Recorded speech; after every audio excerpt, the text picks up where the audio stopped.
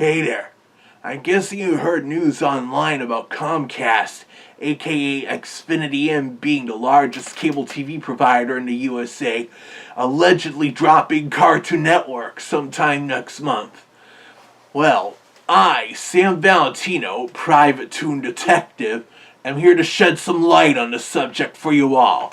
To start off, what Comcast is doing is removing Cartoon Network from their basic cable packages.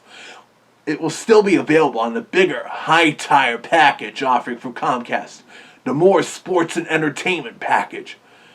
But the channel creator's household, we already use such a package, especially to access some of the premium movie cable channels and a few sports networks like the New England-based NESN.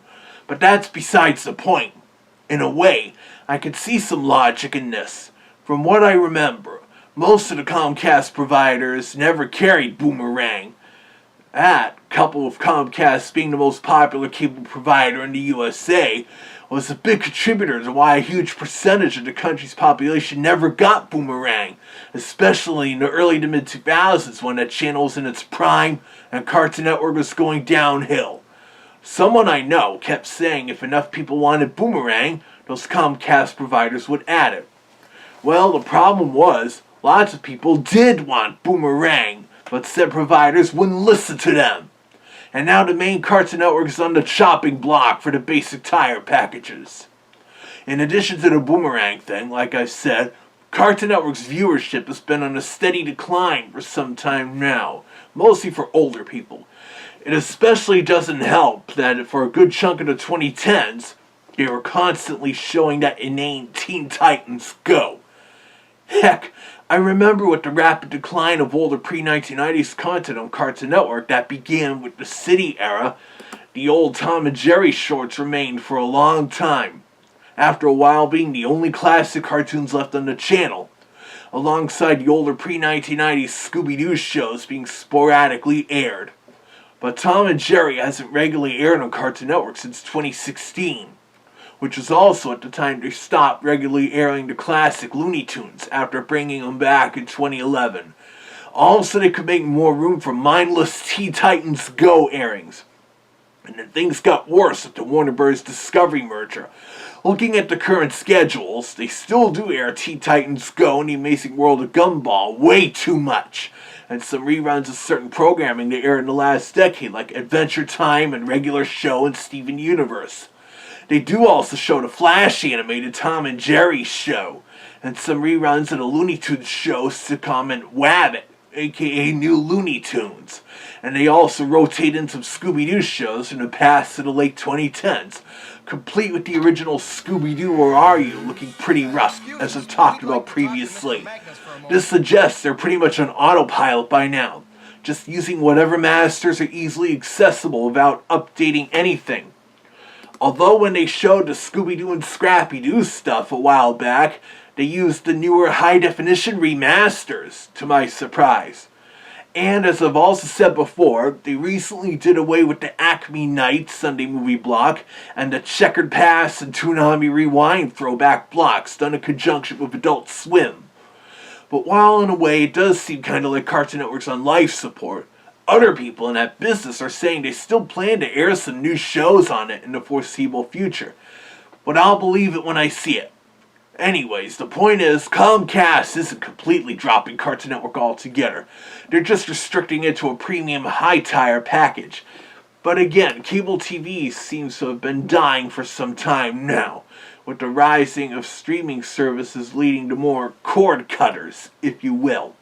This, combined with the brand reorganization of HBO, is why Warner Bros. Discovery is shutting down the HBO Family channel. But in that case, it's not all about eliminating any program for kids and families compared to, say, HBO Max phasing out and purging most of it, which is why most of the Cartoon Network programming there has since been removed, even a good chunk of Teen Titans Go. No, in addition to HBO Family, Warner is also shutting down the Cinemax multiplex channels, Movie Max, Outer Max, and Thriller Max. But again, that whole thing about HBO Max brings up that thing from last year. when Warner Bros. Discovery shut down the Cartoon Network website after 26 years of operation, instead leaving a redirect to the HBO Max to allegedly stream the shows there. Only many of them have since been removed, even the more recent ones. Such high binders! And he did it all over again with the Boomerang streaming app shutting down. And that one's even worse, since that window on Max now has even more limited content available. But again, the Cartoon Network website being shut down apparently has something to do with cable TV dying.